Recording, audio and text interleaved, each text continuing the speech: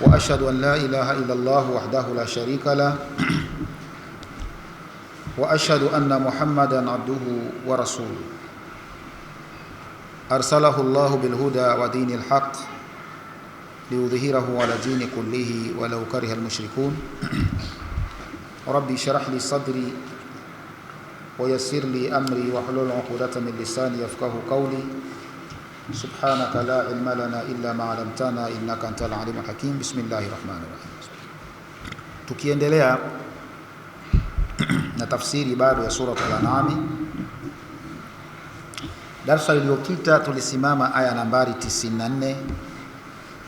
Leo tunaondoka 95. A'udhu billahi minash shaitani rajim. Inna Allaha falikul habbi wan nawa yukhrijul hayya minal mayyit wa mukhrijul mayyiti minal hayy. Inna Allaha, hakika Allah, falikul habbi,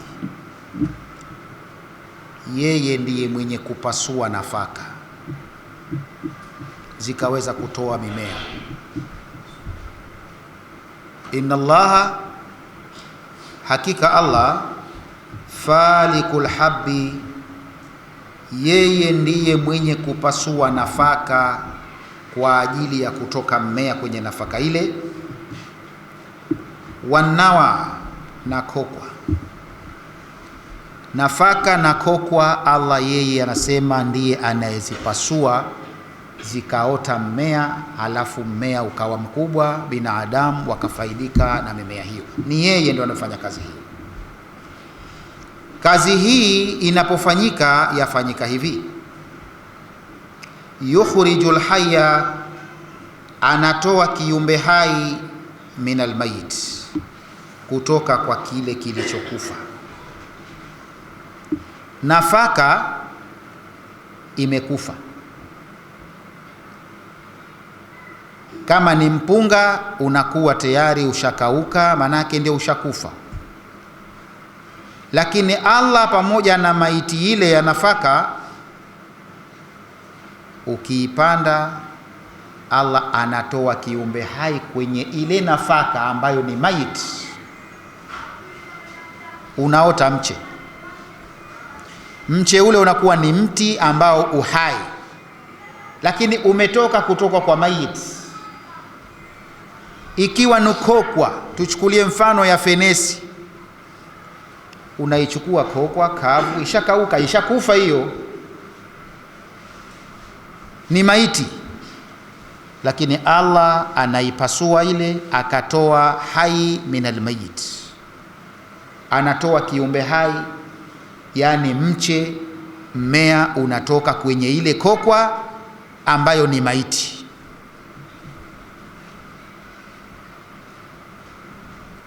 Yukhrijul hayya minal mayyit, yukhrijun nabata minal habbi, wa yukhrijun nabata minan nawa, wa mukhrijul insana minan nutfa, wa mukhriju ad-dajaja minal bayd. Anamtoa binadamu kutoka kwenye nutfa. Nutfa ni mayit, jinsi. Anatoka kiumbe hai mwanadamu. Anamtoa kuku kutoka kwenye yai. Yai ni mayit, anatoa kiumbe hai kupitia kitu kile. Lakini anatoa mja mwema sana kutoka kwa waovu. Wale waovu ni mayit, atoka mtu mwema sana kutoka kwenye wetu waovu. Familia ya mijitu miovu mikatili, atoka mtu mzuri sana mwema. Yukhrijul hayya minal mayit. Anatoka kwenye familia ambayo akili zao hawana akili uzuri za uelewa za kusoma, nasema vichwa ngumu. Atoka mwana wa chuoni mkubwa sana, atoka mtoto mwenye elimu, mwenye kufahamu, kwenye familia ambayo kawaida ni wenye kufeli watupu. atoka mtoto mzuri mwenye kusoma na mwenye kuelewa kusoma kwenye familia ile. Yukhrijul hayya minal mayyit.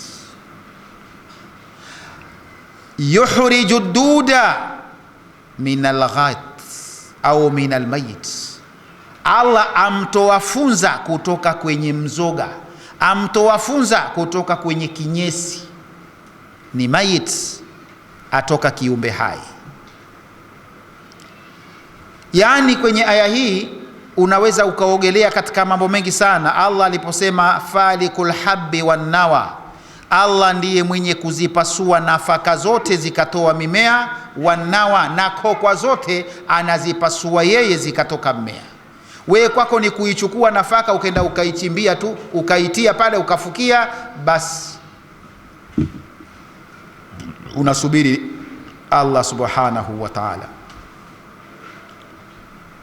Jamani, kisheria hakuna waja wenye tawakul, wenye kumtegemea Allah tawakul kali kuliko wakulima. Ndivyo ilivyokuja. Wakulima hakuna watu wanawapita kwa tawakul ya kumtegemea Allah subhanahu wa ta'ala.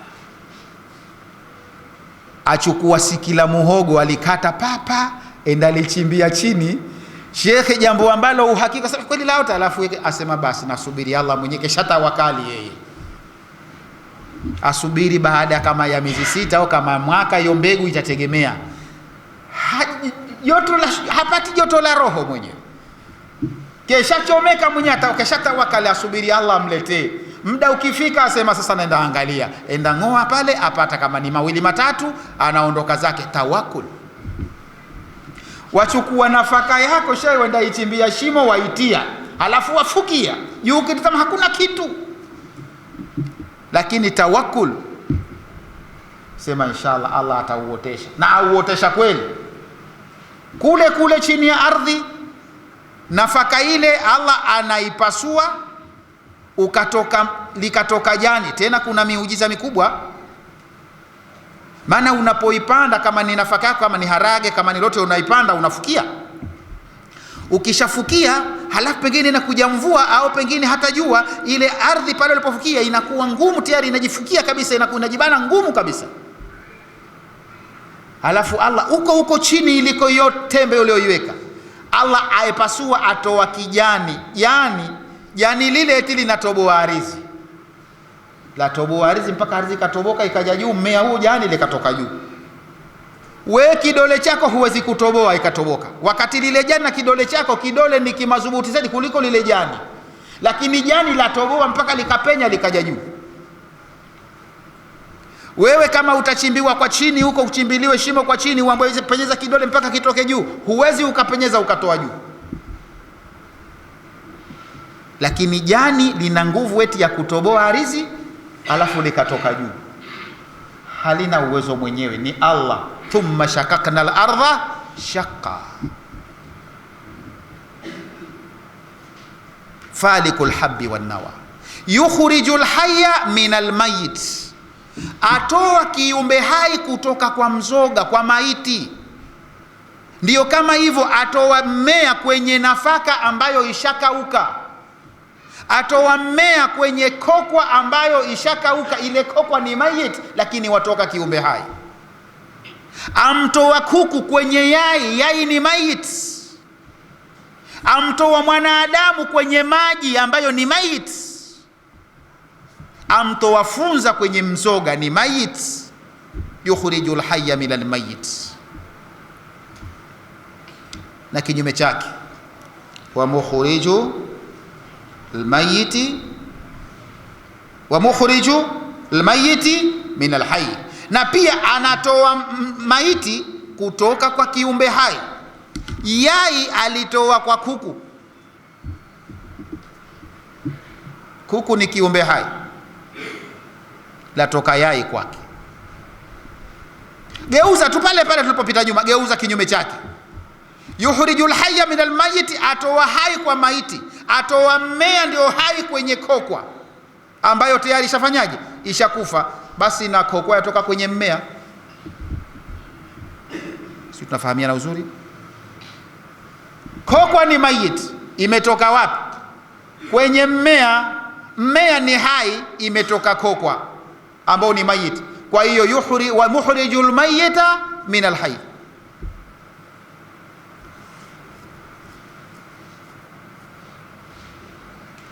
Maji nutfa ni mayit, yatoka kwa mwanadamu ambaye yuhai. Kwa hivyo mukhrijul mayyita min alhayy, atoka jitu halilkorofi kweli kweli asi kwenye familia ya mashekhe watupu. Datoka jitu humo shekhe, mpaka ukauliza, ukiambia yule mtu fulani sema wakataa, yule si mwanawe. Mbona familia ya fulani bwana yote mashallah?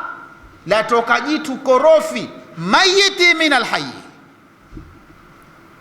Kwenye familia ambao wana vichwa vya kusoma vizuri sana, latoka jitu humo halielewi hata ulifahamishe vipi.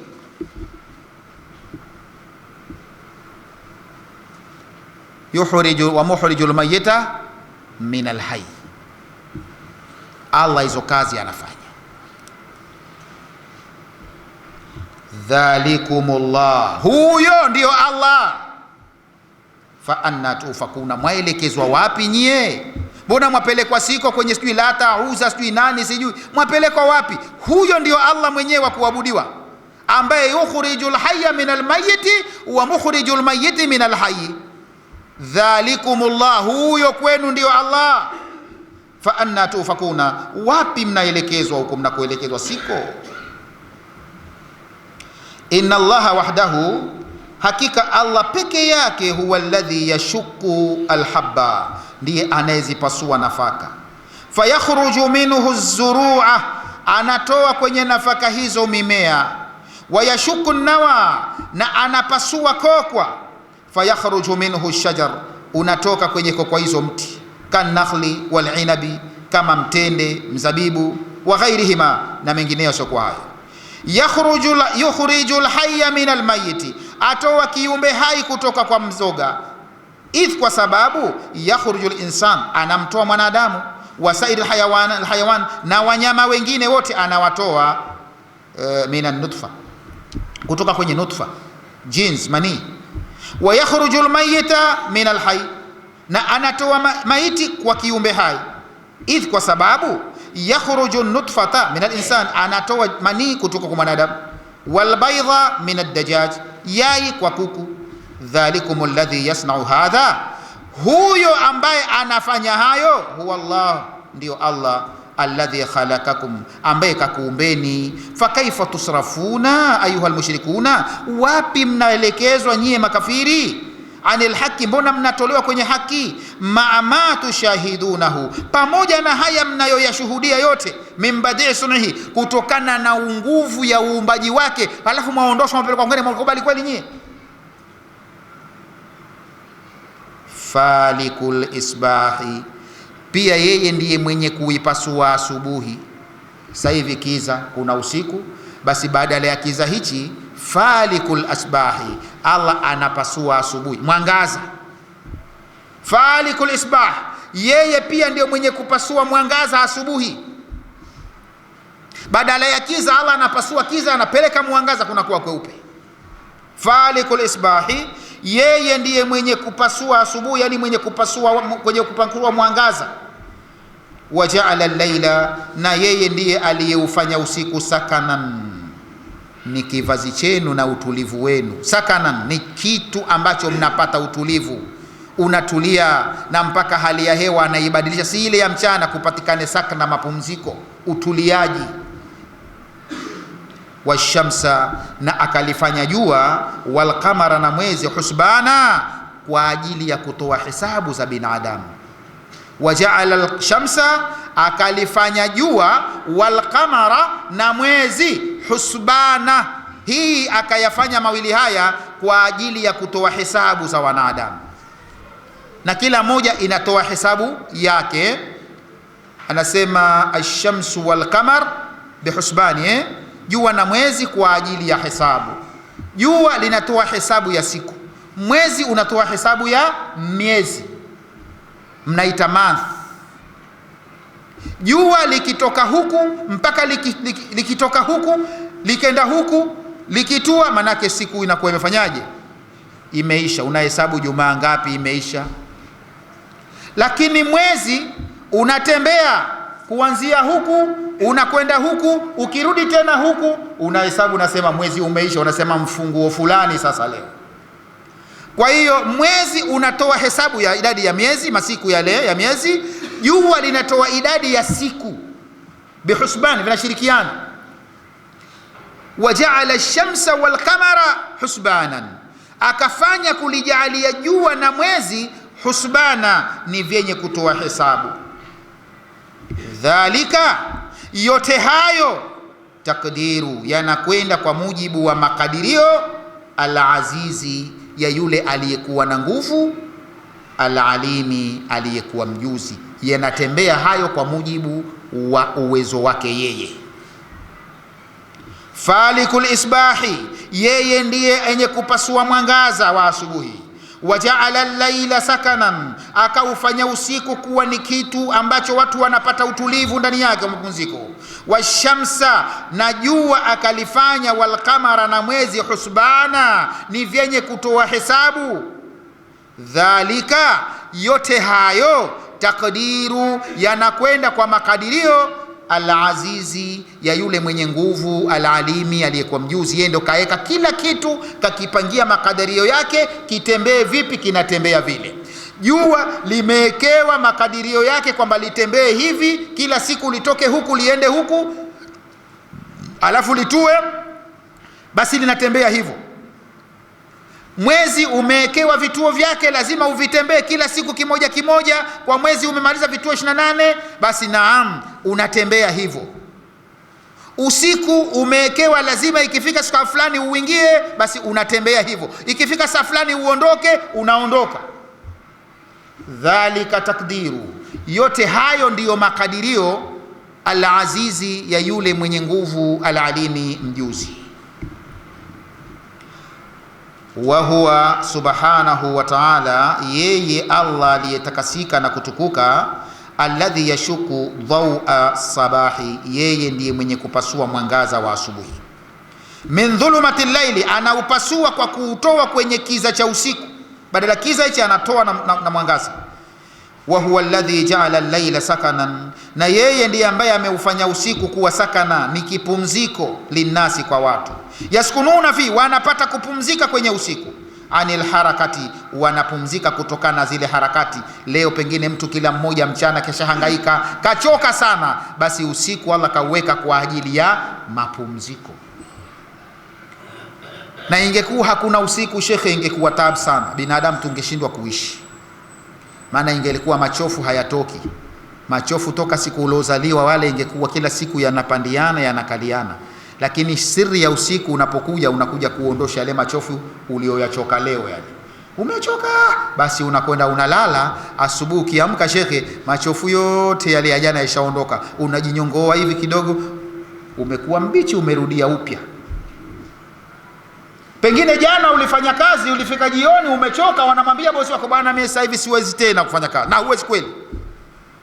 Lakini machofu yale yanaondoka, ukenda ukilala tu, ukiondoka usingizi umekupa mapumziko, kila kitu kimeondoka, umeanza upya. Asubuhi she unakwenda kufanya kazi kama jana hujafanya vile. Anil harakati li talabil maashi, kutokana na zile shughuli za maisha, mnapata mapumziko usiku. Liyastarihu min ta'abihim, ili wapate kustarehe, kupumzika kutokana na tabu zao walizopata. Fi talabihi fi nahari, katika mahangaiko yake ya mchana mtu. Wa huwa alladhi ja'ala ash-shamsa wal qamara, na yeye ndiye ambaye kalifanya jua na mwezi, yajriani, yanatembea, bihisabi muqaddari, yanatembea kwa hesabu iliyokadiriwa, ishapangwa. Dhalika almadhkuru, huyo aliyetajwa hapo, min badii sun'i, ayo hayo yaliyotajwa hapo katika badii sun'i, katika uumbaji uliokuwa mzuri. Huwa takdiru al-azizi, ndiyo mipango na makadirio aliyoyapangilia yule al-azizi, mwenye nguvu, alladhi, ambaye la yughalibuhu ahadu, ambaye hashindwi na yoyote, al-alimu bi khalqihi, ambaye ni mjuzi kuwajua waja wake, wa ma yasluhu lahum, na pia anajua yale ambayo yatakuwa na maslahi kwa waja wake. Wa huwa alladhi ja'ala lakum an-nujuma litahtadu biha, na yeye ndiye yule ambaye ja'ala lakum, amekujaalieni nyinyi au amekuwekeeni nyinyi nujuma, nyota, litahtadu biha, ili mupate kuongokewa kwa kutumia nyota hizo, fi dhulumati albarri, katika viza vya bara, yani za nchi kavu, wal bahari, na baharini. Wa huwa alladhi, na yeye ndiye ambaye ja'ala lakum an-nujuma, amezijaalia kwenu nyota, kakuwekeeni, litahtadu, ili mupate kujua, mupate kuongokewa na safari zenu, fi dhulumati albarri, katika viza vya bara, wal bahari, na baharini. Nyota zimewekwa kwa mambo matatu. Nyota zimewekwa kwa mambo mangapi? Matatu. Kazi tatu. Kazi ya kwanza, ili tahtadu bihi, kwa ajili ya kukuongozeni katika safari zenu. Kuna wataalamu Allah aliyowapa utaalamu, basi wakisafiri, kwa mfano mabaharia, basi wanatumia nyota, anajua anapokwenda. Mbali ya ile shamsi milimo zohali, sio ile. Kuna nyota akiitizama, kama ni safari ya usiku kizani, anajua mimi nakwenda Dar es Salaam, ajua jahazi kwa nyota ile pale ni tunge hapa, na kwenda pahala fulani kwa nyota ile ilipo, mimi itabidi nielekee wapi, hapotei, inamuelekeza. Hiyo kazi moja ya nyota. Watu wanajua, wanaongokewa na safari zao, kujua wanapokwenda kwa kutumia hizo nyota. Akiiona tu kama yuko baharini usiku kiza, basi anatumia nyota, afika anapokwenda. Leo watu hawatumii nyota. Si kuna vyombo vya kisasa, unapiga tu wapi unataka kwenda na kuonyesha. Maana yake tunasikia mpaka sasa hivi hata hizi ndege, basi rubani hana kazi. Ziko ndege ambazo rubani hana kazi, kazi yake ana seti pale mwanzo tu, kabla hajaruka pale ana seti pururu, basi kitu kinakuwa kama vile gari nini, zile nini automatic, si ndio? Basi anapuasha, akisha kuwasha ana seti mambo yake, lenyewe linajiseti. Ikifika wakati linajitia kasi pururu, likishazishapata tayari linaondoka, linatembea zake huko pururu, likifika time tayari lishakolea, linajiruka lenyewe. Yeye kazi yake kuongoza usukani, na kesha litega wapi na kwenda nchi gani, pana urefu gani, basi linaruka, likifika lenyewe linainama. Yeye uko njiani aweza hata akalala hivi, kitu kinatembea huko. Tayari dijitali, si ndio? Hawatumii tena nyota sasa, lakini zamani hakuna vitu hivyo, watu wanatumia nyota katika safari zao. Baharini na bara, jangwani. Jangwani jamani ni sawa sawa na baharini kwa wale wanaoyajua majangwa. Mie na wewe, kwa sababu hatujatembea sana, tuko hapa Zanzibar yetu, hakuna jangwa hapa, basi unaona Lakini kama vile unaposafiri baharini ukafika katikati ya bahari, kwa mfano uenda Pemba, ukifika pale katikati ya Nungwi, ukitizama huku huoni mti, huku huoni mti, waona mawingu yangia baharini kila sehemu. Sasa kama pale shehe wataka kwenda unakokwenda, wakujua wapi? Ni shida. Kwa hiyo mtu anatumia nyota, anajua kwa nyota ile pale ilipo, basi mie niende hapa, nitakuwa nimekwenda pahala fulani. Na jangwani hivyo hivyo, ukiwa kwenye jangwa kubwa kama unavyoona baharini, kwenye jangwa wakuta mawingu yamegusa ardhini hivyo hivyo kila unapoangalia. Na enzi hizo shehe hakuna barabara, sasa hivi kumerahisishwa. Sasa hivi jangwani shehe, hata jangwa gani hutizami nyota? Si barabara tu tayari, kama ulishosoma udereva basi barabara tayari zipo, wanajua mimi naenda hapo, wafuata barabara. Na hata ukikuta njia zimekuwa mbili huko mbele, tayari kuna maelekezo ishawekewa, sijui ya airport, sijui darajani, si ndio? Wewe unaelekeza tu, kwani hata pale ukana si unaona sijui Kinuni, sijui Kijito Upele, wapotea tena. Kwa huna haja ya kutumia nyota tena. Lakini hizo nyuma hakuna hayo mambo, na hizo barabara hazipo, ni jangwa tu. Wewe wajua upite jangwani katikati, ukatize ufike unakokwenda, ni shida. Sasa wale viongozi wa safari, yani madereva tutakavyowaita, ukiota madereva, ukiota marubani, ukiita sijui manahoza, basi walikuwa safari zao wanakwenda kwa kutumia nyota. Kwa hiyo kazi moja ya nyota Allah katuwekea ni hiyo. Kazi ya pili Allah kaiweka, anasema wajalnaha rujuman lishayatin, ni risasi kwa ajili ya mashetani. Shetani ambao wanakaidi, bado wanataka kwenda juu mpaka leo kusikiliza siri, basi zinatumika nyota zile, zimewekwa kwamba ndio risasi za kuwarembelea. Rujuman lishayatin, ni virembeleo vya kuwarembea shetani. Nakuta kitu kinatoka basi, ujue pale keshachezea kitu, wala sio kasema labda kapatikana yule. We Allah akupiga ukakosekana, nikikurushia mimi unaweza kule kampata ukamkosa. Rujuman lishayatin. Lakini kazi ya pili, zayyana samaa dunya bimasabiha, asema tumeupamba wingu wa dunia kwa hayo mataa, ndio nyota. Kwa hiyo kazi ya tatu ni pambo kwa ajili ya wingu wa dunia. Kwa hiyo kazi tatu: pambo la wingu wa dunia, virembeleo kwa shetani kwa ajili ya kutuongoza sisi na safari zetu. Wa huwa alladhi ja'ala lakum an-nujuma, yeye ndiye ambaye amekujalieni ninyi, amekuwekeeni nyota hizi, litahtadu biha, ili mupate kuongokewa kwa kutumia nyota hizo, fi dhulumatil barri, kwenye viza vya bara, wal bahari, na baharini mnapokwenda safari zenu. Kad fassalna al-ayati, kwa hakika tumezifafanua vizuri aya zetu, dalili zetu, liqaumin ya'lamuna, lakini kwa watu wenye kujua. Kad fassalna al-ayat, kwa hakika tumezifafanua aya zetu, liqaumin ya'lamuna, kwa watu wenye kujua. Wa huwa alladhi, yeye Allah subhanahu wa ta'ala, khalaqa lakum ya bani adama, amekuumbieni nyinyi yenyi wanadamu, an-nujuma, nyota, fi samai, mbinguni huko, litahtadu biha, ili mupate kuongokiwa kwa kuzitumia hizo, fi asfarikum, katika safari zenu, idha ishtabahat alaykum turqa, pale njia zikikutetanisheni, ikifika wakati njia hamzijui, kakuwekeeni hizo mtumie, mjue njia za kupita. Fil barri wal bahari, bara na baharini.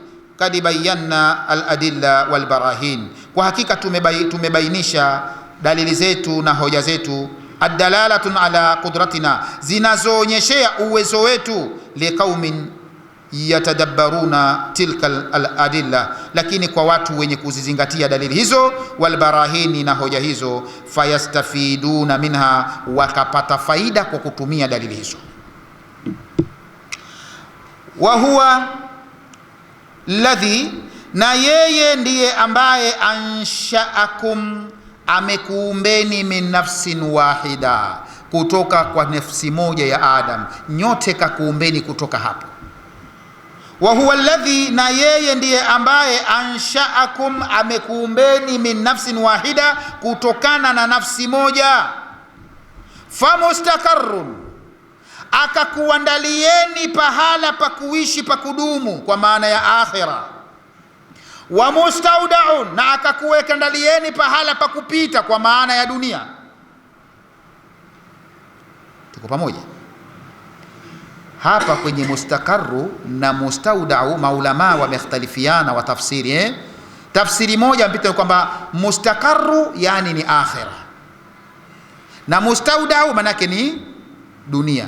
Lakini wengine wamesema mustaqarru manake fi arhami ummahatikum, ni katika lile fuko la mama, kwamba Allah amekuumbeni kutoka kwa nafsi moja, famustaqarru, akakuwekeeni kituo cha kuweza kutulia kwenye fuko la mama, fi qararin makin, yani yanapotoka maji kutoka kwa baba yakaingia kwenye fuko la mama, yanakuwa pale mwanzo hayataki harakati, yakipata harakati basi mara mtu anaharibu. Kwa hiyo kuna kituo maalumu Allah kakiweka, anasema qararin makin, kituo yani yanatulia, hayapati mtikisiko. Kwa hiyo wakasema mustaqarru ni pale wengine, na mustaudau wakasema ni kutoka kwenye mgongo wa baba. Tupo zote hizo ni tafsiri za mustaqarru na mustaudau.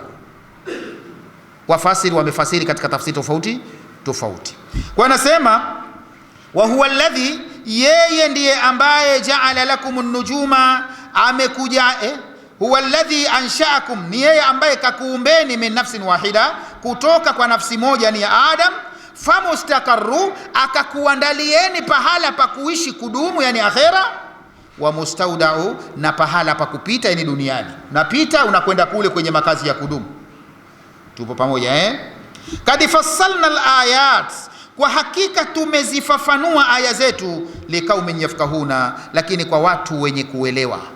Kad fassalna alayati, tumezifafanua aya zetu, liqaumin yafqahun, lakini tumewafafanulia watu wenye kufahamu, wenye uelewa. Wa huwa subhanahu alladhi, yeye aliyetakasika ndiyo yule ambaye khalaqakum min nafsin wahida, amekuumbeni kutoka kwenye nafsi moja, hiya nafsu abikum Adam, ambao ni nafsi ya baba yenu Adam. Fakad badaa khalqukum, limeanza umbile lenu, bi khalqi abikum, kwa kuumbwa baba yenu, min tinin, kwa udongo. Thumma khalqukum minhu, kisha likaja umbile lenu la kuumbwa nyinyi kutoka kwake. Wa khalaqa lakum ma tastakiruna, na pia akakuumbieni nyinyi sehemu ya kuweza kutulia, fihi, katika sehemu hiyo. Ka arhami, kama vile kwenye mafuko ya uzazi, ummahatikum, ya mama zenu. Wa mustaudian, na pia akakuwekeni na pahala pa kupita, tastaudiuna fihi, ambapo mnapita hapo. Ka aslabi abaikum, yani kama kwenye migongo ya wazazi wenu, baba zenu.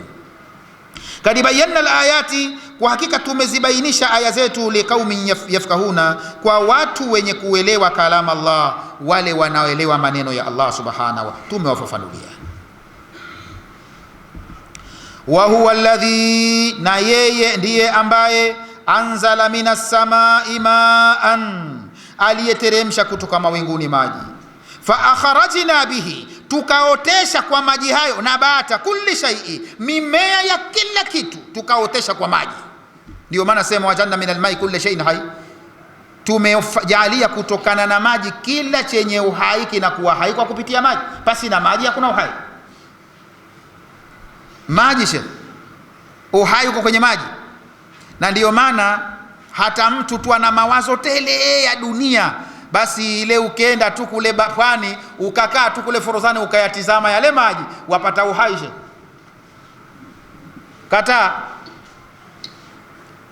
utawakuta watu si wengine kwamba labda wanastarevu, wengine wana mashaka, aenda kule apoteza, angalau anakwenda kuangalia maji kule kidogo, angalau mawazo yatoke, na kweli yatoka.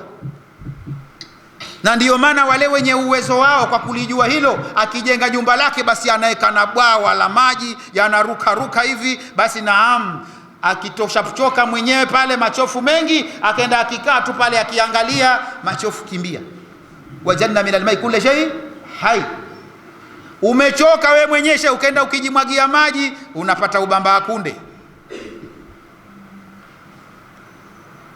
Huwa alladhi, yeye Allah ndiye ambaye anzala lakum minas samai maa, amekuteremshieni kutoka juu maji, yani mvua. Fa akhrajna bihi, tukaotesha kwa maji hayo, nabata kulli shay, tukaotesha mimea ya kila kitu, yakaota kwa kupitia maji. Fa akhrajna minhu, tukatoa kwenye mimea hiyo yaliyokushaoteshwa kwa maji, khadhira, tunatoa majani yenye rangi ya kijani kibichi. Ndio nilosema nyuma, Allah anaipasua kokwa na nafaka, inatoa nini? Mmea. Ndio jani, linatoka jani, mmea linaanza kutoka jani. Kwa hiyo fa akhrajna bihi, tunatoa kupitia hiyo mmea huo, tunatoa nini? Khadhira, yanatoka majani ya kijani. Baada ya mvua kunyesha, inapasuka hiyo kokwa iliyofukiwa, kunatoka nini? Jani. Jani linatoka lile, sababu ya kutoka ni nini? Mvua. Tunaotesha nini? Linatoka nini? Khadhira, jani la kijani, la rangi ya kijani. Tuko pamoja? Nukhriju minhu, tunatoa kutoka kwenye hilo jani, haba, inatoka nafaka. Kwenye jani yaota nafaka. Sasa unakwenda unasema, karafuu zishatoa maua. Kwani maua si jani? Au sio? Laanza jani. Ikiwa ntufaa laanza ua ni jani, latoka jani, halafu kwenye hilo jani Allah atoa nini? Habba, atoa nafaka. Tena mutarakiba, anatoa nafaka mutarakiba zilizokaa chekwa, yani zimekaliana. Kama ni madafu shekhe, basi wakutatawi madafu yamekaliana hivi, hata ukisema upande basi ingine kuponyeza mkono ukakata hupati. Mutarakiba. Kama ni zabibu utazimekaa zimekamatana, mutarakiba, zimepandiana, mutarakiba. Kama ni ndizi yatoka mutarakiba lakini imeanza jani. Tunaelewana jamani? Utakuta zimekaliana mandizi, mutarakiba. Kama ni tende vile vile zatoka kwenye jani lake kwa toka tende, mutarakiba, yani zimepandiana. Kama ni mpunga mutarakiba, kama ni mtama mutarakiba, zimekalia tembe tele.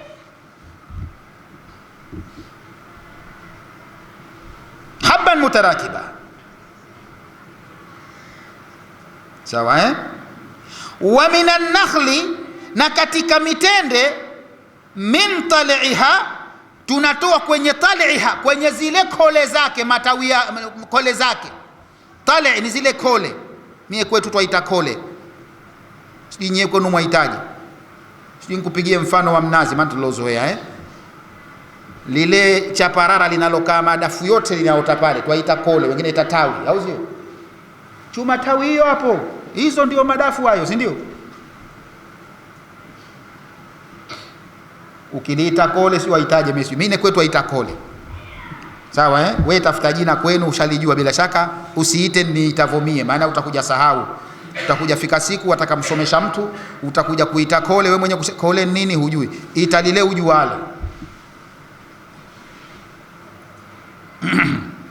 Wa minan nakhli, na kutoka kwenye mtende, min tal'iha, kutoka kwenye lile kole lake lile, kinwanu, kunatoka vitawi.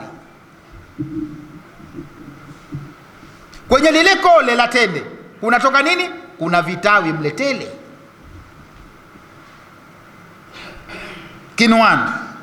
Dania, vimeinama hivi, manake vimejaa, maana mpaka vimeinama.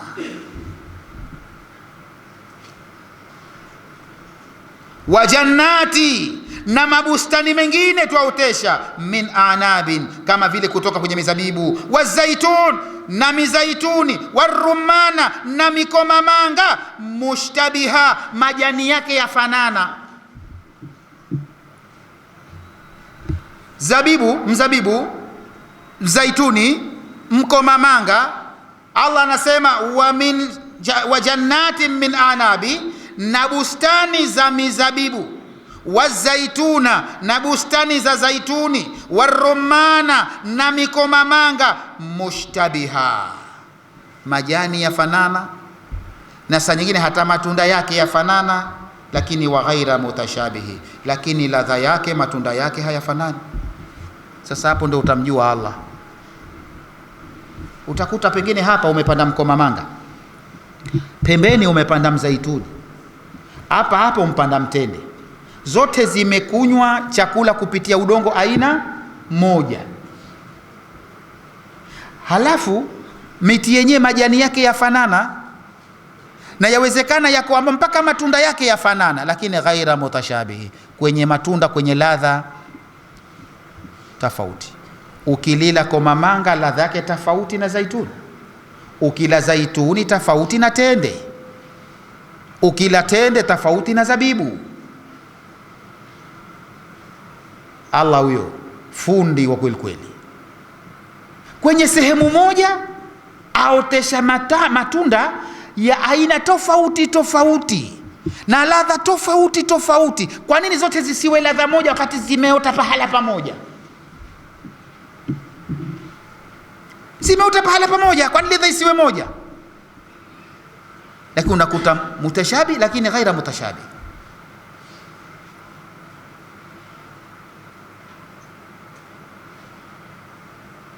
undhuru ila thamarihi, angalieni matunda yake haya, idha athmara, pale yanapozaliwa matunda, wa yan'ihi, na yanapoiva. Angalia, utamjua Allah. Yaangalieni matunda yake, undhuru ila thamarihi, angalieni matunda yake, idha athmara, pale likizaliwa sasa tunda, wa yan'ihi, na linapoiva. Linapozaliwa kama ni tende, shekhe, ukiambiwa uile pale, shekhe, huwezi kuila, inakakasi, hamna ladha yote. Hebu ndizi yazaliwa sasa, chukua, waweza itafuna, ina ladha gani? Lakini ikiiva, sukari yatoka wapi? Sukari ile tena, sukari ya ndizi iwe haifanani na ya embe, na zimeota pahala pamoja. Au hata hiyo ndizi, sukari ya ndizi pukusa iwe tofauti na sukari ya ndizi ya kisukari. Sukari ya mkono mmoja tofauti na mzuzu. Nani huyu muungaji wa hivi viungo? Fundi kweli kweli. Halafu haijatokea hapo huyu muungaji anaunga hivi viungo hata siku moja kuteleza. Maana binadamu twateleza, hata kama unataka jamaa pika huyo vizuri kweli kweli, basi leo atapika chakula, ataunga vizuri sana, kesho vizuri, kuna siku atazidisha chumvi au atapunguza. Lakini huwezi ukakuta tunda ukakuta hili mbona tamu, hili si tamu. Ukilikuta si tamu, wewe umeingia kazi ya Allah. Na ndio maana tumekatazwa, ni kosa kubwa. Umeingia kazi ya Allah, hujalisubiri embe likapea, ulichuma mkenda mpiga moto. Yani Allah hajamaliza kutengeneza, wajifanya fundi, wenda lichuma, wenda tengeneza we kwa moto, basi halina ladha. Lakini ukimwachia fundi mwenyewe au unge mwenyewe, utaona ufundi wa Allah subhanahu wa ta'ala. Vyote hivyo, haba na matunda tofauti tofauti, mutashabihi wa ghairi mutashabihi. Kwa nini? Huyu anayeunga hakosei kuunga, hajazidisha sukari hata siku moja. Sukari ya dodo isiwe sawa sawa na ya boribo. Yani hata ufumbishwe macho hivi, uambiwe fumba macho, usifumbue. Haya bwana, nakuletea embe hapa, haya ukatiwe, wewe tia mdo, fumba mdo, utiliwe. Bwana, sema hii ladha ya embe, kwa sema hii boribo hii. Tena utasema hii ya muyuni.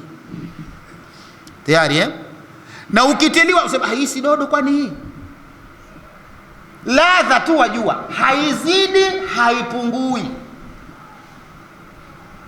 haijifanyi wenyewe, yuko anayefanya yale.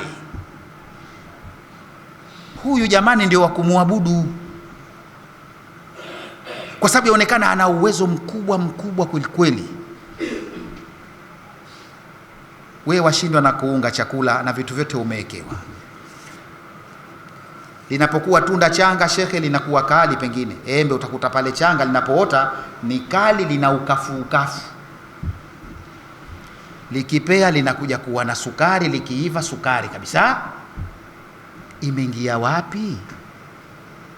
Tena yawezekana lishapea, umekwenda kulichuma lishapea, pale lipo ukilikata ukilila haliliki bado kali.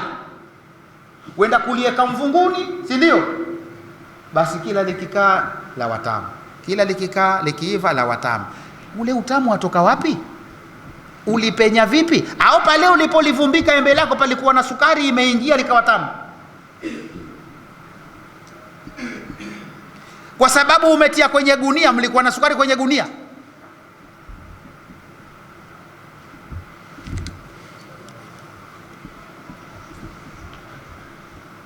Undhuru ila thamarihi, angalieni matunda yake, idha athmara, angalia pale linapotoka tunda, wa yan'ihi, na linapoiva. Kuna tofauti gani? Utapata kupata ibra.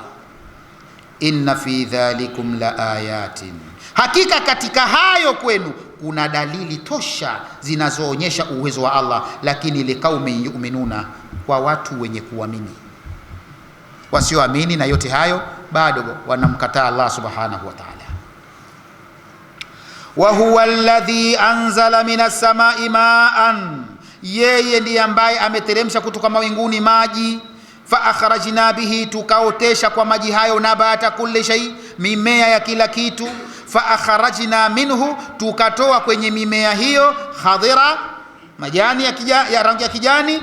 Nukhriju minhu, tukatoa kutoka kwenye jani, habba, nafaka, mutarakiba, zenye kukaliana. Wa minan nakhli, na kutoka kwenye mitende, min taliha, kwenye makole yake, kinwanun, kuna vitawi vidogo vidogo, dania, vimeinama kwa kujaa.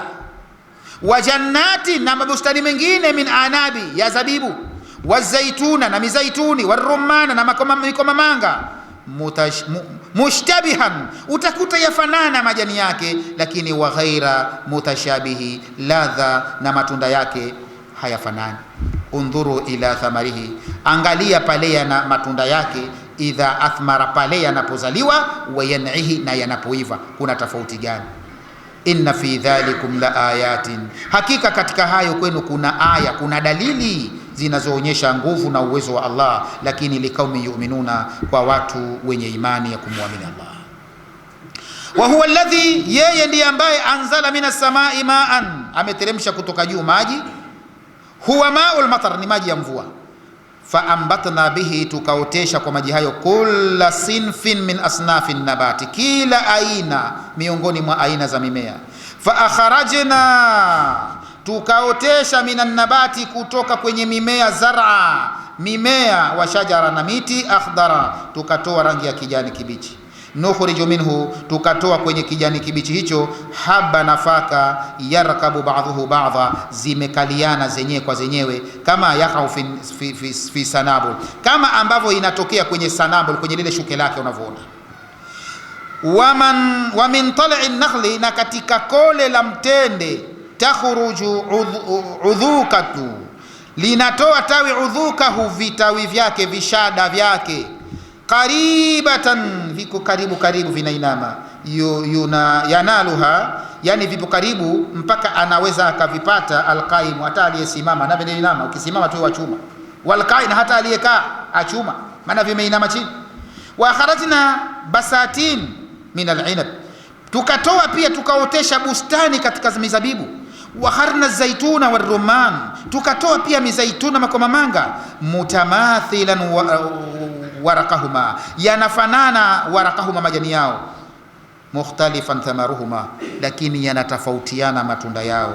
Undhuru ayuha nas, angalieni yenyi watu, ila thamarihi, matunda yake, awwala ma yabdu, pale mwanzo yanapoanza kutoa, wa ilaihi hina yanbaju, na pia muangalie pale yanapoiva.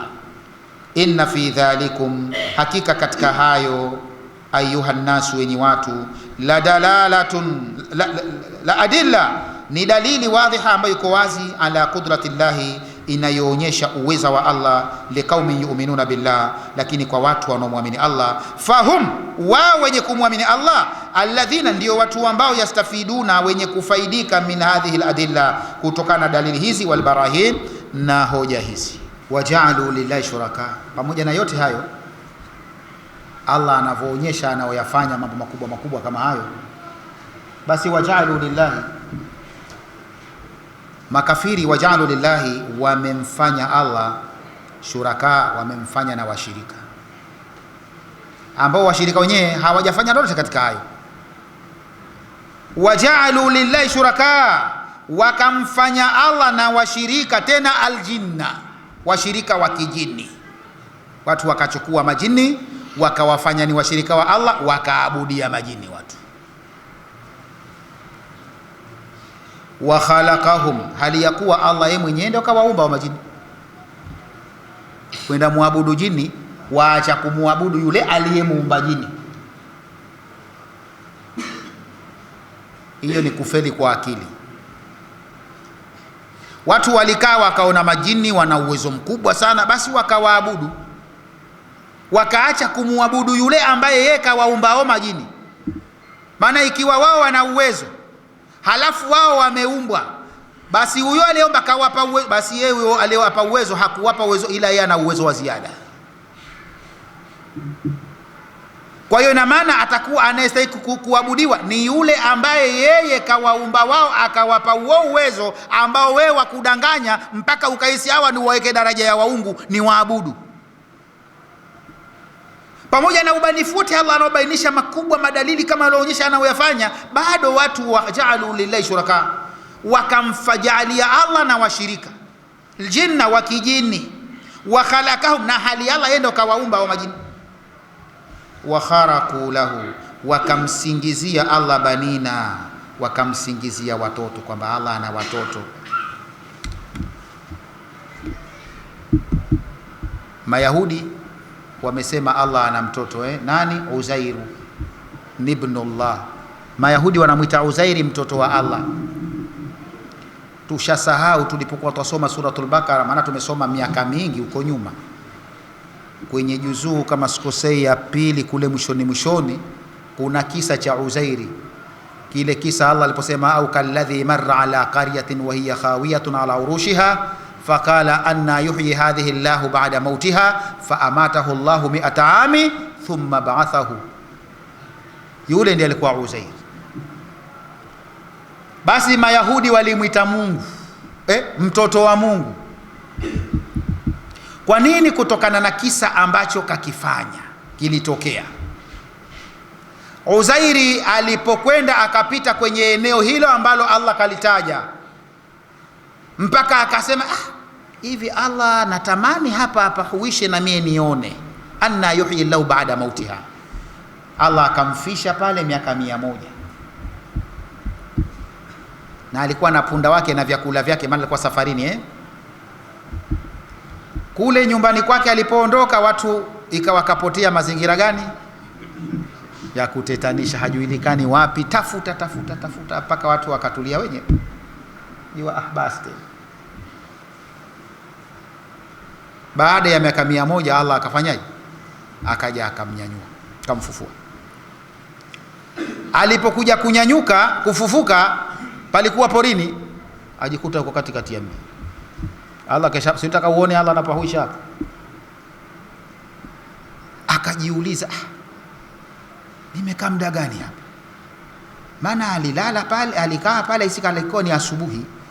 Sasa kuja kufufuliwa, kuamshwa jioni, akasema itakuwa nimekaa baadhi ya siku, maana ilikuwa asubuhi, sasa hivi nimeshtuka wapi? Jioni. Allah ambia bwana sikiliza, bal labitha 100, bwana unkaa miaka 100 hapa. Aka kule kwake alikoondoka watu weshasahau na watu wa zama zake wote weshakufa, wambakia kama 2 watatu tu, na hivyo weshakuwa vizee. Wanawe yeye alioacha weshakuwa vidingi, wanasema vijana. Na kipindi hicho yeye alipopotea kwa miaka 100, Taurati ilikuwa wahuni weshaichukua, weshaificha, weshaichana, weshapoteza, hakuna tena Taurati.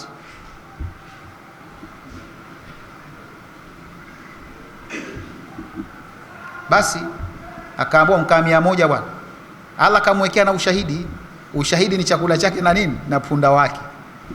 Anaambiwa ondhur ila taamika, angalia chakula chako. Maana ukiulizwa kwamba miaka 100 usema sasa miaka 100 mbona mimi nimelala sijazeeka, mbona niko hivi, au sio? Basi kama dalili, tazama na chakula chako kimeharibika bwana. Hakijaharibika. Kama vuna wewe hujaharibika, huja wakizee. Maana umri ule aliolalia kanyanyuliwa kwa umri ule, hajaamka pale tena kizee kutembea kiwezi mvitupu, na umri wake umestopishwa. Sasa akaekewa dalili nini? Chakula chako. Mbona basi mimi miaka 100 mbona niko vile nama chakula chako angalia kimeharibika. Hakijaharibika. Sasa dalili ya kwamba unkaa 100, punda wako muangalie. Punda akuta mifupa shekhe ishachaka, yani akimwona jua kweli punda yeye Allah kamuozesha, kaharibika, mifupa nyanga, ukishika hivi yamungunyuka. Kapata akamwambia kweli huyu punda dalili kwamba miaka mingi. Sasa mie sijazidi umri, nimewekewa chakula kwamba hataki chakula, Allah ana uwezo wa kukizuia kisiharibike. Kama unaweka kuzuia umri wako usiende juu. Basi akarudi sasa mjini. Kurudi mjini kwake hakujui tena. Nikwambia siku moja mtu apotea kwake. Sasa hivi miaka 100 sio fikire kwake hakujua. Ikabidi apite akiuliza, jamani kulikuwa na mtu aitwa Uzairi wapi? Wewe unataja Uzairi wewe? Uzairi miaka mingapi? Mbaki historia tu. kwani we nani? Hajisemi. Uzairi bwana, mji uko wewe, nenda tu. Uliza mpaka kafikishwa, ambao Uzairi bwana alikuwa akiishi wapi? Pale nyumba yake ndio ile pale ilikuwa. Alipokwenda wanawe washakuwa vizee kuliko yeye baba. Wamuuliza, kwani wewe nani? Anambia mimi jamani Uzairi. Wanawe anambia usituleteza kuleta. Si baba yetu kapotea miaka kadhaa. Tuambia wewe ndio Uzairi wewe? Bishakuwa vizee wao. Kama Uzairi. Hapana bwana. Yule mtoto mmoja akamwambia, mimi nakumbuka baba yangu ana alama ya kizalia katika paja lake. Katika bega lake ana alama. Unajua kizalia? Wengine hawajui. Tu mjini eti. Kuna alama fulani wazipata zamani utoto ambao una ndugu wangapi? Yaani ulikuwa na vibaka vile sema una ndugu wawili. Sieko tuaita kizalia, sio nyewe mhitaji. Sasa mwanawe mmoja anakumbuka wewe marehemu, maana sio marehemu sijui. Baba yake alikuwa ana hicho kizalia. Kaambia mimi nakumbuka, kama wewe ndiye kweli hebu fungua. Mimi nakumbuka ana kizalia. Kufungua anakuta kipo. Kweli. Kuna mama mmoja ambaye wazama zake kesha kuwa kipofu. Akaenda akaitwa, mama Uzairi karudi. Uzairi karudi, msindanganye nyinyi. Akalia sana. Uzairi mcha Mungu kama yule hajarudi, hakuna, hawezi, kwani akaja. Akapelekwa niitieni. Alipokuja anaulizwa, wewe ndio Uzairi? Mimi ndio Uzairi mama. Mimi sikubali. Uzairi ndio wewe, ndio Uzairi mcha Mungu. Hebu kwanza ninavyomjua mimi Uzairi ni mcha Mungu, akiomba dua ya kubalika. Kama wewe Uzairi, kwanza niombe dua kwanza nione. Ili nikuone njue kama Uzairi kweli. Hapa si uhakikishi kama ndio wewe. Akamuelekea Allah, macho yametoka kweli kweli mzima. Akamwangalia, jamani Uzairi ndiye kweli. Mimi yamjua eti. Taurati ishafyekwa Uzairi akaja akaiandika yeye mwanzo mpaka mwisho, kutoka wapi? Ndio akasema huyu atakuwa mtoto wa Mungu hasa huyu. Maana anaweza kuandika kitu kama hicho kutoka kichwani kwake miaka yote. Huyu bali Mungu mwenyewe. Tena kila mmoja akaita vyake Ibnullah.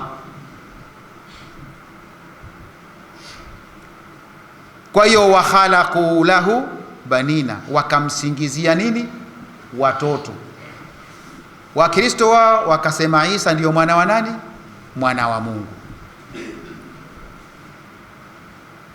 Makuraishi, malaika banatullah, ni mabinti wa Allah, si ndio? Wa kharaqu lahu banin, wakamvumishia watoto kwamba eti Mungu ana watoto. Kharaqu lahu banin, wamemsingizia, wamemvurumishia. Sio utatafuta neno kusema, kama ni kuvurumisha, kufusingizia utajua wewe. Wa kharaqu lahu banina, wakamvurumishia watoto. Yani wakadai kwamba Allah ana nini? Ana watoto. Wa banati, banina wa kiume, wa banati na watoto wa kike, bighairi ilmi, hawana pasi na ujuzi, hawana elimu hiyo. Subhanahu, ametakasika Allah na watoto wa kiume na kike hana. Wa ta'ala, na ametukuka sana, amma yasifun, na hayo wanausifia nayo. Waja'alu lillahi shuraka, wakamjalia Allah na washirika, aljinna wa kijini.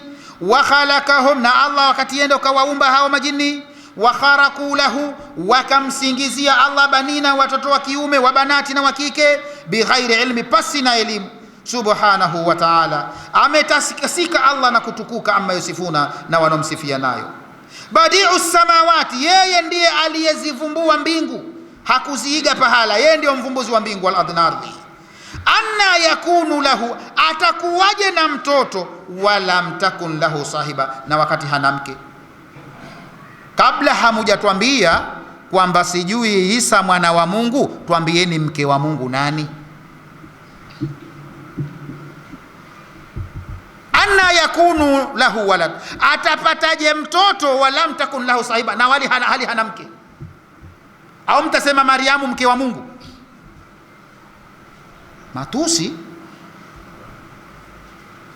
Ndio maana Allah anasema takadu samawati yatafattarna, mbingu yakaribia kuachana, watanshiku watahirul jibala, sijui na milima pasuka. Kwa nini? andau lirrahmani walada, kwa kule kudai kwamba Allah ana mtoto. Unaposema Allah ana mtoto, maana yake alimuoa huyo Maryam, na kama hakumuoa tutauliza harusi yake ilifanyika wapi?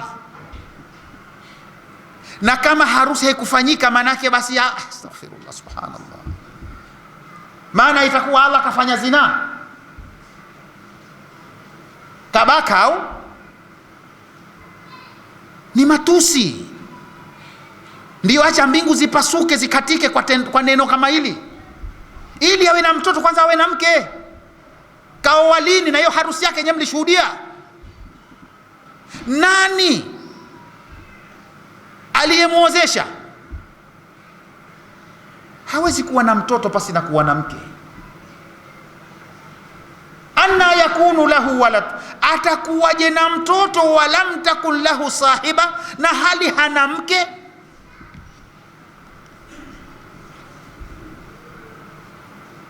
Wa khalaqa kulli shay, yeye Allah ndiyo ameumba kila kitu, vyote ni viumbe vyake, sio wanawe bwana. Wa huwa bikulli shay'in alim, naye Allah kila kitu ni mjuzi, anajua vizuri. Badi'u samawati wal ardi, yeye ndiye mvumbuzi aliyevumbua mbingu na ardhi.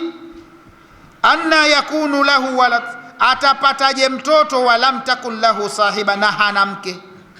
Wa khalaqa kulli shay, na yeye ndiye aliyeumba kila kitu bwana, kwa maana si watoto wake, hao ni viumbe wake, kaumba kila kitu yeye. Wa huwa bikulli shay'in alim, na yeye kila kitu ni mjuzi, anajua vizuri. Wasayyara almushrikuna aljinna shuraka, wamewafanya makafiri majini kuwa ni washirika lillahi wa Allah fil ibadati, katika kuabudu. Hina itakadu, pale walipoatakidi, annaha tanfa'u, kwamba majini pia wananufaisha, watadhuru, na wanaweza kudhuru moja kwa moja. Wakati aujadahumullah, wakati Allah ndiye kawaleta yeye hao. Walam yakhluquhum ghayruhu, na hawakuumbwa na mwingine zaidi yake Allah. Fahuwa aula bi an yu'bada, kwa kuwa yeye ndiye aliyewaumba, basi yeye ndo anastahiki zaidi kuabudiwa. Wakhtalaku lahu, na wakamtengenezea yeye, au wakamvurumishia yeye, au wakamsingizia yeye banina, watoto wa kiume, kama faalat alyahudi, kama walivyofanya Mayahudi bi Uzairi, kwa Uzairi wamuita mtoto wa Mungu. Wa nasara Isa bi Isa, na manasara walivyomsingizia Allah kwamba Isa ndio mwanawe. Wa banati, na wakamsingizia na watoto wa kike pia nao, kama faala almushrikuna bil malaika, kama walivyofanya makafiri wa Quraysh kwa malaika, wamesema banatur rahman.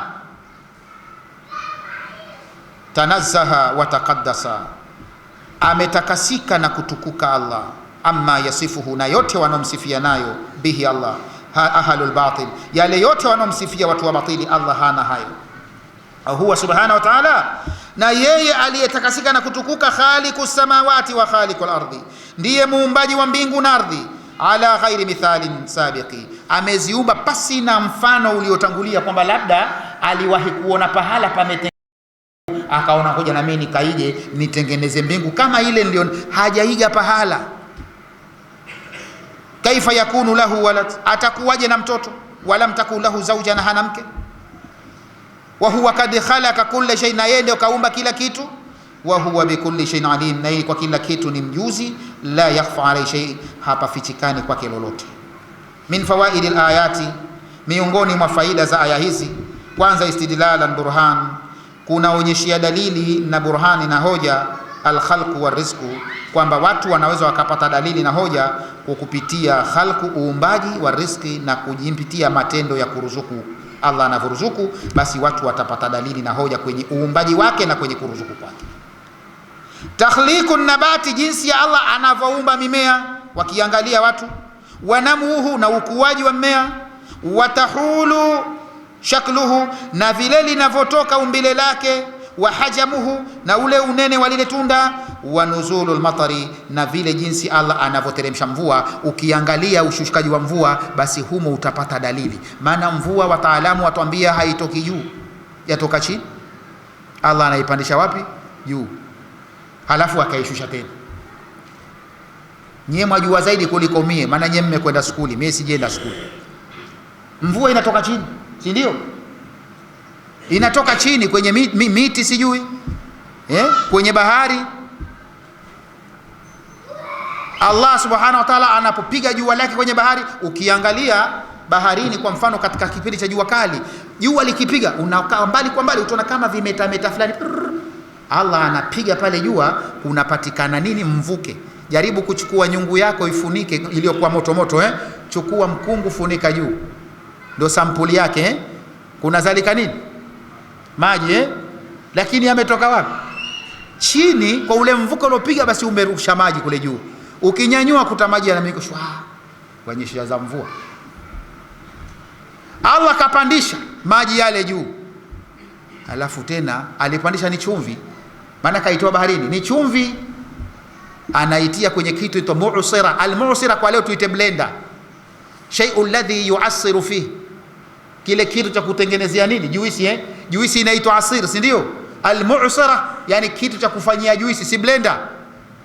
Kwa hiyo akachukua ile maji ya chumvi aliyotoa kwenye chumvi akayapandisha juu, anayaingiza kwenye mu'sira, yanasafishwa, yanashuka huko matamu. Ndio Allah asema araaitumul maa alladhi tashrabun a antum anzaltum min almusni, mwaonaje maji munywayo nyinyi ndio mliwateremsha kutoka kule mawinguni juu, am nahnu almunziluna, au sisi ndio tumeteremsha? Asema lau nashau, tungetaka tungekutieni adabu, maana hamna adabu. Adabu gani? Tungetaka la jalna ujaja, tungeyashusha chumvi vile vile, maana tulipandisha chumvi, mungekunywa kweli? Falaula tashkurun, kwani amshukuru? Sasa yapandishwa chumvi akayasafisha akakuleteni matamu, shukurani mashindwa.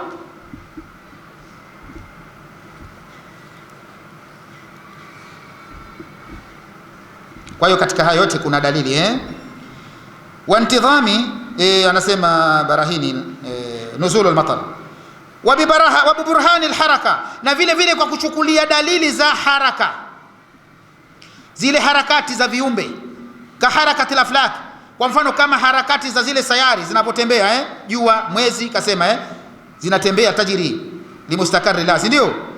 Pia utembeaji wake kuna dalili humo, wa intidhami sairiha, na ule mpangilio wa mwenendo wake umepangiliwa, haendi kinyume na utaratibu, wa ndhibatiha, na udhibitifu wake.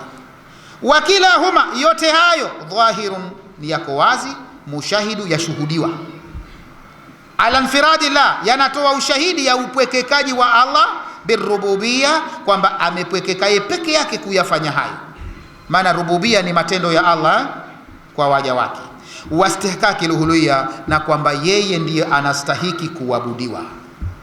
Lakini pia bayanu dhalalu wa sukhfi uquli almushrikina, aya hizi pia zimetubainishia dhalal, upotovu, wa sukhfi, na upumbavu, uquli almushrikina, wa akili za makafiri, fi ibadati biljinna, kwa kule kuabudu kwao majini. Hapa yaonyesha upumbavu wao, na kwamba wapumbavu kweli. Maana kule kwenye suratu gani kule Allah anasema ingekuwa majini wajua na wana uwezo, basi wasingekaa kwenye adhabu. Nabii Suleimani alikuwa akiwatuma kweli, atisiele watutuma wao leo wakaa wamwabudu, watumika kwake. Suleimani alikuwa akiwatuma, tena akiwapigisha zege baba kweli, alikilazu kiporo. Wamejenga msikiti wa Baitul Maqdis, wameujenga wao. Nabii Suleimani alayhi salam, tena nabii kama tuseme alikuwa akashapata message kwamba ataka kufa, akajua hawa mimi nikifa atakuwa wagumu, hawatafanya kazi. Akakaa kwenye sehemu, akaegemea ukutu nini fimbo yake, ambia afanyeni kazi, jenge. Jamaa chezea zege kweli, mpaka washachoka, sema jamaa mzee leo kaamua, yani basi hatuambii basi. Kumbe mzee hayupo tena bwana, keshakufa zamani. Wajua jamaa anaangalia tu vipi tena kwa bidii, mpaka katoka nini dabatul ardhi, nchwa, kenda kala fimbo mpaka nchwa ale fimbo mpaka ilimalize kulika leo. Siku nyingi sana hiyo. Wote wako kwenye nini? Fimbo kuliwa na mchwa ikalika ikakatika, ndo jamani kaja chini kusema kumbe jamaa kishakufa lo wa maji. Ndio Allah asema ingekuwa wajua hawa si wengekaa kwenye mateso yao. Siku ile ile ngejua kashakufa, mimi sifanyi kazi tena bwana, shachoka. Lakini ajua jamaa mzee yupo anasema hapa nikiregea hapa atanipa adhabu, sasa hayupo bwana. Si ndo tuabudu wao leo, Kinyankera sijui wa Sanda sijui nani sijui, hana lolote. Maana utashangaa vo Ama kweli shekhe, kweli huu ni ujinga Ni mtu atafuta jini lake hilo aambiwa hilo baba bonge la dude hilo laja kumlinda yeye na kuja kumsaidia Lakini hajiulizi akishalichukua kwani kunachukua ambapo aliweke kipembeni alafu liwekea asali. Kumbe hata asali ashindwa kuipata yeye. Zinja madukani hata kwenda kununua hata wewe waweza kwenda kununua waipata au sio? Hata ukisema wewe nitaka sina pesa nikaibe waweza iba ukaipata. Yeye haipati. Halafu kwa ashindwa kupata asali yeye wewe haweza kukusaidia nini huyu? Umwekee ndizi ya kijakazi. Ndizi ya kijakazi atakomba azipata. Yeye amshinda umwekee wewe. Wallahi komba tu anapita anakuja sikia tena anakupa taarifa za kwa anakuja kula na haipata. Yeye ndizi umwekee ndizi mbivu kipembeni. Si ujinga basi kwa ndizi mpaka umwekee wewe. Halafu wasema akusaidia nini huyu? Ndio huo upumbavu wa akili za watu wenye kumshirikisha Allah. Lakini ungepiga akili yako vizuri, huwezi ukawafanya kuwa ni wako wenye kuabudu hawa.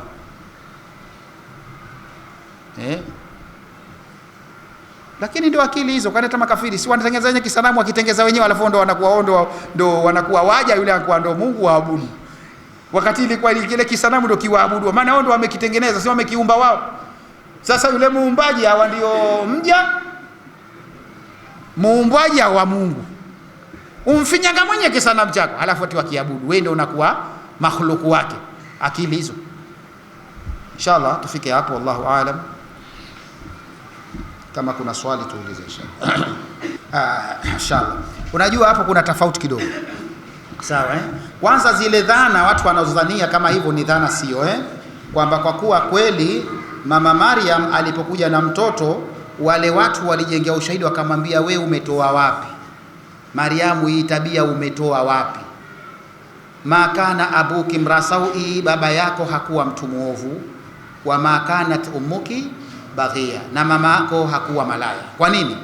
Kwa sababu wakijua kwamba kawaida ya zinaa shekhe dainu azina jarimatu dina dainu, kosa la zina nini? Ni deni. Imam Shafi rahimahullah amesema man yazni yuzna, atakaye zini na ataziniwa, walau bijidari, hata kwa ukutani kwake tutamwambia fanya haraka haraka uondoke kabla jamaa hajatokea. Akasema man yazni fi baiti ghairihi bidirhami fi baitihi yuzna bighairi dirhami, atakayekuwa anafanya zinaa kwa wenzake kwa kutoa pesa ahonga ili nini, kwake kutaziniwa, hakutolewe ndururu tena, zaweza toka huko mtu akatoa pesa akampa mtu aje amfanyie hilo jambo. Tupo hii ni utaratibu ambao upo kweli wa deni, sawa lakini sasa si kwamba ndio ala sabili al-itlaq, sio kwamba ndio huu utaratibu kwamba ndio mutlaq moja, kwamba ndivyo ile kwamba yote aliyefanya zina inaonekana kwamba mzazi wake alifanya kwa hiyo alipizwiwa.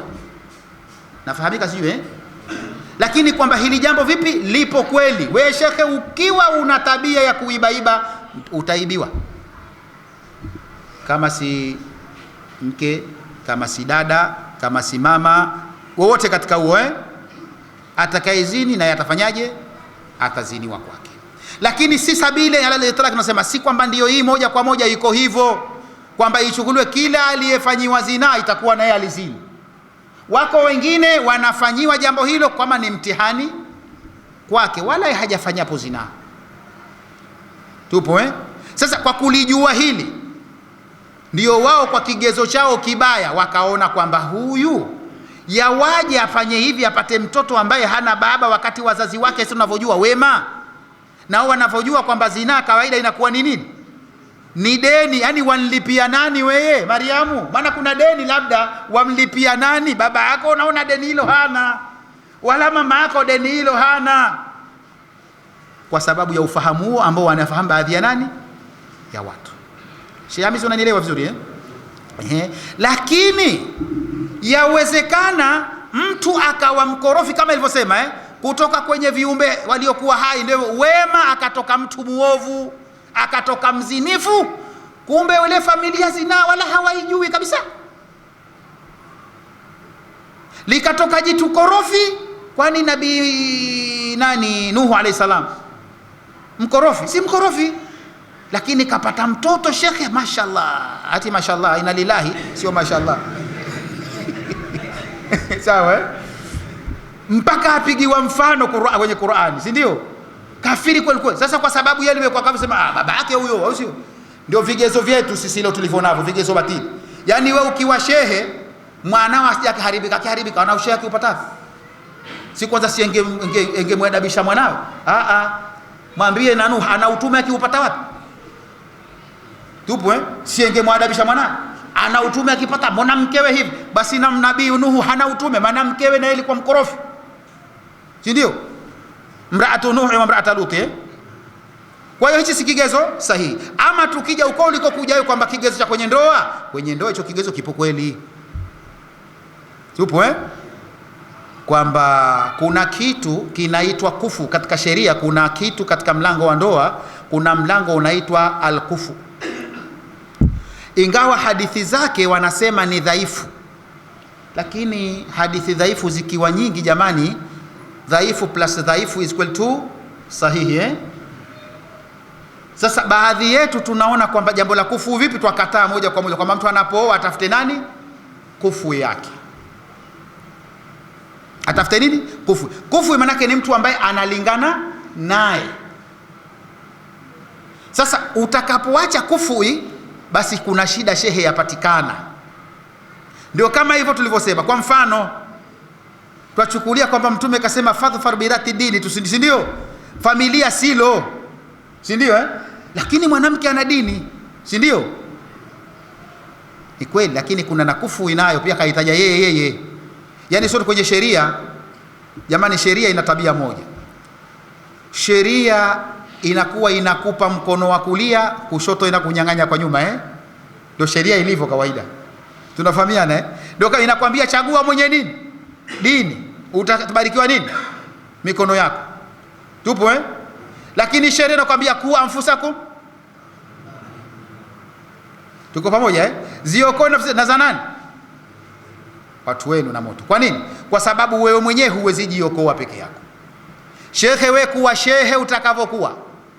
Lakini madhal familia vipi? Sio, familia itakukokota na ushehe wako. Ndio ile shekhe, mimi na ndugu yangu mmoja kisha alifariki karibuni pale nyumbani, tufanya maziko, wengine wanakumbuka. Alikuwa na mke kamuoa Bagamoyo. Yeye na mke wake mashallah walikuwa wamefuata dini vizuri. Kuna siku walikuwa na harusi ya mtoto wa mke wake. Sasa lakini wale ndugu wa yule mke wake wale shekhe wote wako chapombe kwenda mbele. Basi siku ya harusi mimi nilishiriki kwenye harusi nilipokwenda. Huyo baba wa kufikia ambao ni ndugu yangu na huyo shemegi yetu wamesema mpaka wamesema walivyosema. Wana familia kaambia wewe semeni msemavo, mziki twaje upiga pale na pombe nyingi sana twazileta. Na kweli harusi kesho kutwa pombe zishaletwa pale tele.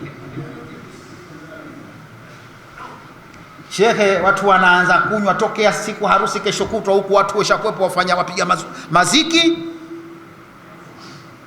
na chupa za pombe watu wanakunywa. Nini hiyo shekhe? Familia Ndugu yangu kamuoa mwanamke ana dini. Upo shekhe? Lakini sasa kwa sababu familia vipi? Sio yaja kuchezea pombe pale. Kwa hiyo wanaweza akakupeleka sivyo. Tutoe mfano mwingine kwamba kufu inatakiwa sana Yawezekana akawa na dini lakini familia sio shekhe, ndoa ikakatika hivyo. Tena aidha utaikata wewe au ataikata yeye.